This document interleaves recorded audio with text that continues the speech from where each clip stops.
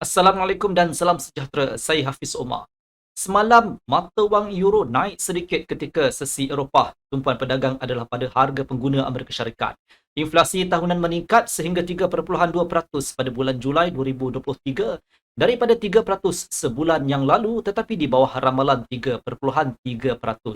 Pada asas bulanan, harga pengguna Amerika Syarikat meningkat 0.2% pada bulan Julai sepadan dengan ramalan penganalisis. Inflasi teras tahunan berada pada 4.7% pada bulan Julai, turun daripada 4.8% pada bulan Jun. Statistik terbukti lebih baik daripada jangkaan yang membolehkan mata wang tunggal Eropah memperoleh momentum menaik yang lebih kukuh. Kemudian, bagaimanapun, pedagang mengunci keuntungan sekaligus membawa semula euro ke bawah. Lagipun data menunjukkan bahawa tekanan harga kekal tinggi. Maka dengan itu, situasi mengenai kenaikan kadar faedah selanjutnya masih tidak menentu.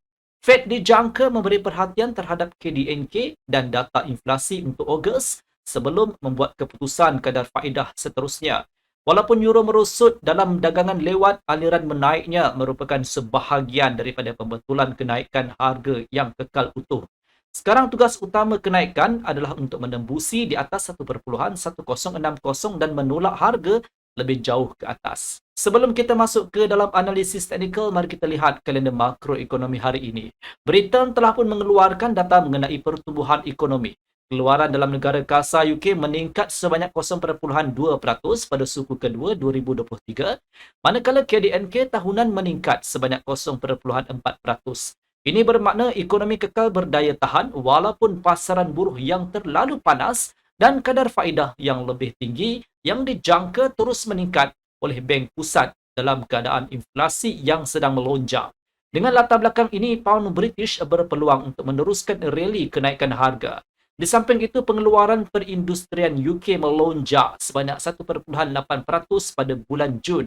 Hari ini, pedagang juga sedang menunggu data mengenai harga pengeluar Amerika Syarikat. Indeks harga pengeluar dijangka meningkat sebanyak 0.2% pada bulan Julai. Walau bagaimanapun, laporan ini tidak mungkin mempunyai kesan yang teruk terhadap dinamik pasaran. Namun begitu, kenaikan harga yang berterusan akhirnya akan membawa kepada penurunan dalam aset berisiko berbanding dolar.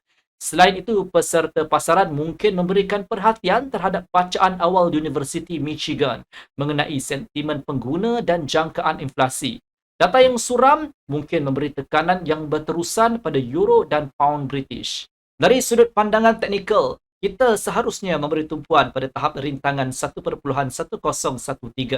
Kenaikan diikuti dengan false breakout pada tanda ini akan mewujudkan isyarat jual, lantas ia mengheret euro ke bawah sehingga 1.0969. Jika harga menembusi di bawah tahap ini dan mengujinya dari bawah ke atas, euro akan jatuh sehingga 1.0931 dan kemudian terperangkap dalam julat sisi. Sebagai alternatif, jika harga meningkat di atas 1.1013 atau membentuk false breakout di 1.0969, ia akan memberikan kemungkinan peluang untuk membuat pembelian dengan sasaran untuk mencapai tahap tertinggi baru seminggu. Walau bagaimanapun, ia bukan satu tugas yang mudah. Jadi saya cadangkan untuk melakukan penjualan di rebound dan ia bergantung pada pembetulan intraday 25 sehingga ke 30 pips. Sementara itu, pound British telah bertindak balas terhadap data KDNK dengan keuntungan. False breakout di 1.2705 akan mencipta isyarat jual yang kukuh. Dalam kes ini, sterling dijangka menembusi di bawah 1.2666 dan terus melemah dan dijangka akan menuju ke 1.2623 dan 1.2592. Pada tahap 1.2592, pedagang disyorkan untuk beli di rebound dengan mengharapkan pembetulan intraday 25 sehingga ke 30 pips.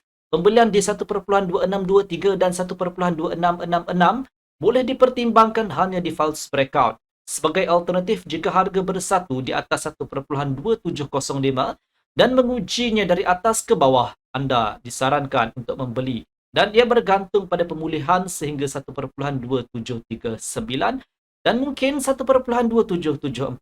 Pada para 1.2774, pedagang boleh melakukan penjualan di rebound dengan harapan pembetulan 25 sehingga ke 30 pips. Penjualan di 1.2739 dan 2705 akan relevan hanya sekiranya berlaku false breakout. Sekian video analisis dari saya Hafiz Omar dan semoga berjumpa lagi.